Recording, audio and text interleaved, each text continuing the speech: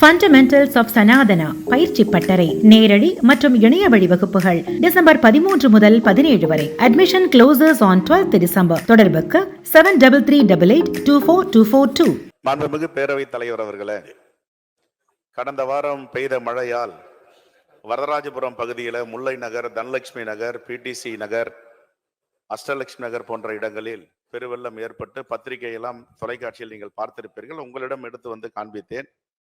மாண்புமிகு நீர்வளத்துறை அமைச்சர் அனுபவம் வாய்ந்தவர், எதை எடுத்தாலும் முழுமையாக செய்யக்கூடியவர், அரைக்குறையாக செய்யாதவர், அதை நாடறியும். ஆனால் அந்த பகுதியில், என்னுடைய தொகுதியில் வரதராஜபுரம் பகுதியில் அரைக்குறையாக வேலை நடந்திருக்கிறது, முழுமையாக நடைபெறவில்லை. ஆனால் முன்பு ஒரு காலத்திலெல்லாம் மழை வந்தால், வெள்ளம் வந்தால் 10 நாட்கள் 20 நாட்கள் தண்ணி தேங்கி நிற்கும். உங்களுடைய முயற்சியால் இப்பொழுது ஒரு நாளில் வடிந்து விடுகிறது. இருந்த போதிலும் அந்த பகுதியிலே நான் சொன்ன இடத்துல திருப்புகழ் கமிட்டியுடைய பரிந்துரை இருக்கிறது. திருப்புகழ் கமிட்டியுடைய பரிந்துரையை முழுமையாக நிறைவேற்றினால்தான் அங்கே தண்ணீர் இல்லாத பகுதியாக அதை பார்க்க முடியும். கடந்த காலத்தில் இருந்து நீங்கள் இதற்கு முன்பு இருக்கும் பொழுதே ஒரு அறிக்கை தாக்கல் செய்திருக்கிறீர்கள். அதுல ஒரத்தூர் ஏரி, படப்பை ஏரி, மணிமங்கலம் ஏரியை நீர்த்தேக்கமாக ஆக்கினால் இங்க இந்த பகுதியில் தண்ணீர் வராது என்று. ஆகவே திருப்புகழ் கமிட்டியை எங்களுடைய மாண்புமிகு அமைச்சர், முதலமைச்சருடைய வழிகாட்டுதலை நிறைவேற்றுவார் என்று வாக்குறுதி கொடுத்திருக்கிறேன்.